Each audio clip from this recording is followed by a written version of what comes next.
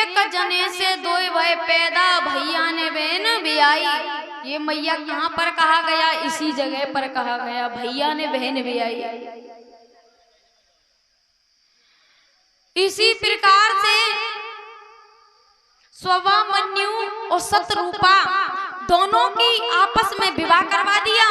और विवाह करवाने के बाद इनके द्वारा 3 लड़की और 2 लड़के हुए। जिन लड़कों का नाम था उत्तानपाद और एक का नाम था प्रियव्रत। 3 लड़की थी, देवहूति, प्रसूति और आकुति। ये 3 लड़की थी और 2 लड़का थे, उत्तानपाद और प्रियव्रत। तो हम आप लोगों को उत्तानपाद की कथा की ओर लेकर के चलते हैं।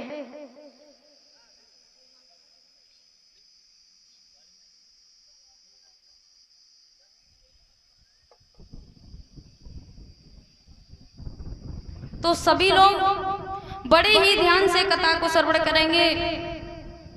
श्री सुखदेव जी सावधान करते हैं, कहते हैं राजन परीक्षित, यही उत्तानपाद बड़े ही अच्छे राजा हैं।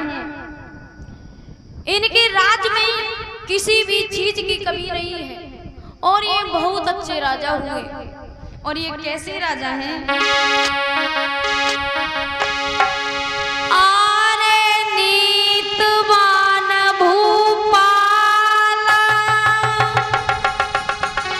सुनाऊं हाला सुनो मेरे भाई,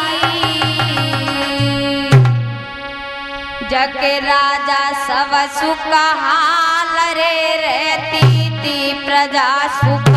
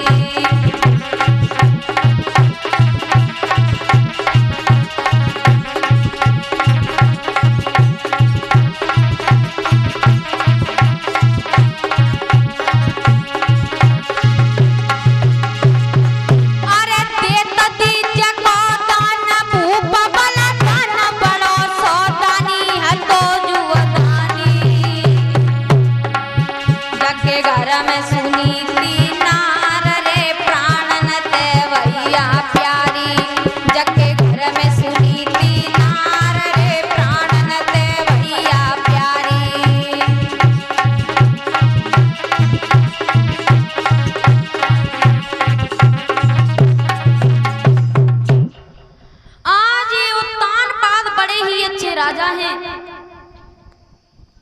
इनके घर में किसी भी चीज की कमी नहीं थी, लेकिन भगवान की ऐसी माया, ऐसी लीला परमात्मा की कि इनके घर पे किसी भी चीज की कमी नहीं थी मैया, लेकिन कमी थी तो सिर्फ किसकी?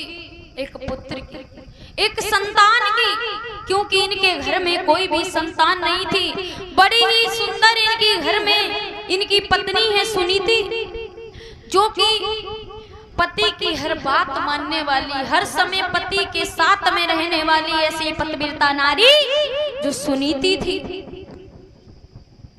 आज सुनीति बड़ी ही पतिव्रता नारी हुई, लेकिन इनके घर में कोई भी संतान नहीं। बहुत परेशान रहने लगे ये महाराज और महारानी।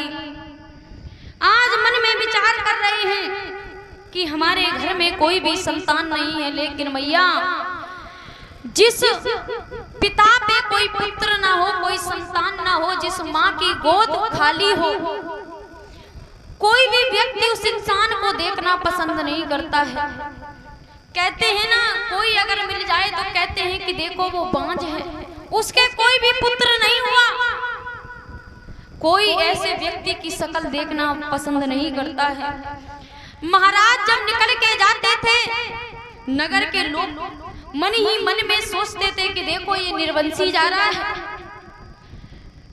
उस व्यक्ति पे कितना दुख होता है, कितनी मुसीबत से वो सहन करता है बातों को। ये तो एक जिसके घर में संतान नहीं है वही समझ सकता है, अन्यथा कोई दूसरा व्यक्ति नहीं समझ सकता है।